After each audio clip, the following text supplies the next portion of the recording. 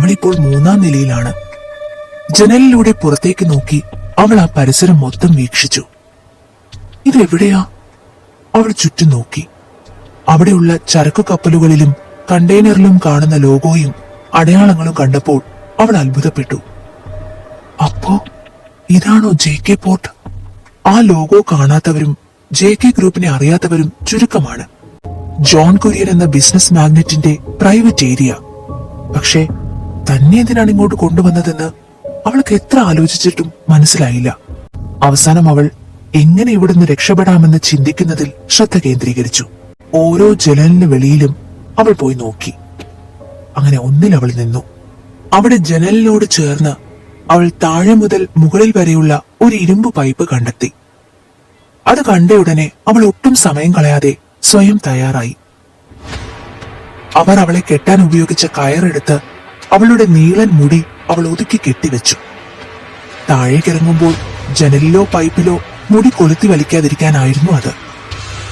കാലിൽ ഹീൽസ് ആയിരുന്നു ഇട്ടത്. അതിനാൽ തന്നെ അവൾ വലിച്ചൂരി. അവൾ പതിയെ ആ ജനലിലൂടെ ഇറങ്ങി ഒരു അഭ്യാസിയെ പോലെ ആ പൈപ്പിൽ പിടിച്ചു. ഇങ്ങനെ അവൾക്ക് ചെയ്യാൻ കഴിഞ്ഞത് അവളുടെ തായ്ക്കൊണ്ട ക്ലാസ് കാരണമായിരുന്നു. ചെറുപ്പത്തിൽ നിർത്തിവെച്ച തായ്ക്കൊണ്ട ക്ലാസ് പിന്നീട് ഹൈസ്കൂളിലും ഹയർ സെക്കൻഡറിയിലും തുടർന്നിരുന്നു. സ്കൂളിൽ നിന്നും അവളായിരുന്നു മത്സരങ്ങൾക്ക് പ്രതിനിധിയായി പോയിരുന്നത്. പിന്നീട് സാഹചര്യം മോശമായതുകൊണ്ട് വീണ്ടും ക്ലബിൽ പോകാൻ കഴിയാതെ വന്നപ്പോൾ സ്ഥിരം പരിശീലനം നിർത്തിവച്ചതിനാലും അവളുടെ ജോലികൾക്കിടയിൽ സമയം കിട്ടാത്തതുകൊണ്ടും അവൾക്കത് ഉപേക്ഷിക്കേണ്ടി വന്നു. അല്ലായിരുന്നെങ്കിൽ ഇന്ന് രാജ്യത്തിനകത്തും പുറത്തും അവളുടെ കോളേജിനെ പ്രതിനിധീകരിച്ച് ടൂർണമെന്റുകളിൽ പങ്കെടുക്കാൻ പോകേണ്ടതായിരുന്നു അവൾ. ഗാഥ ഓരോന്ന് ചിന്തിച്ചുകൊണ്ട് ആ പൈപ്പിലൂടെ പതിയെ താഴേക്കിറങ്ങി. ഏകദേശം പകുതി പിന്നിട്ടപ്പോൾ താൻ ഉണ്ടായിരുന്ന മുറിയുടെ വാതിൽ ആരോ തുറക്കുന്ന ശബ്ദം കേട്ട് അവൾ ഞെട്ടി. അവൾ പെട്ടെന്ന് ശ്രദ്ധിച്ച് കുറച്ചുകൂടി സ്പീഡിൽ താഴേക്കിറങ്ങാൻ തുടങ്ങി. ഏയ്, അവൾ രക്ഷപ്പെടുന്നു, പിടിക്കടാ!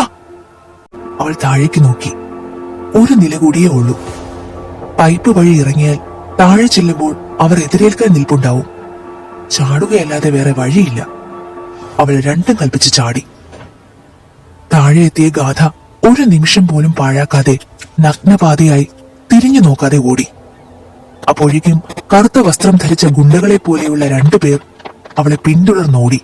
ഇതേസമയം റേയും മറ്റും വരുന്ന കാർ എറണാകുളത്തെത്തിയിരുന്നു. റേയുടെ കാർ വലിയൊരു ഗോഡൌൺ പോലുള്ള സ്ഥലത്തേക്ക് പ്രവേശിച്ചു. അതും JK പോർട്ടിനുള്ളിൽ തന്നെയായിരുന്നു. അവന്റെ കാർ വലിയൊരു ശബ്ദത്തോടെ ബ്രേക്ക് ഇട്ടു നിന്നു. അവൻ നേരെ കയറിയത് ആ ഗോഡൌണിലേക്കാണ്. അവന്റെ കൂടെ തന്നെ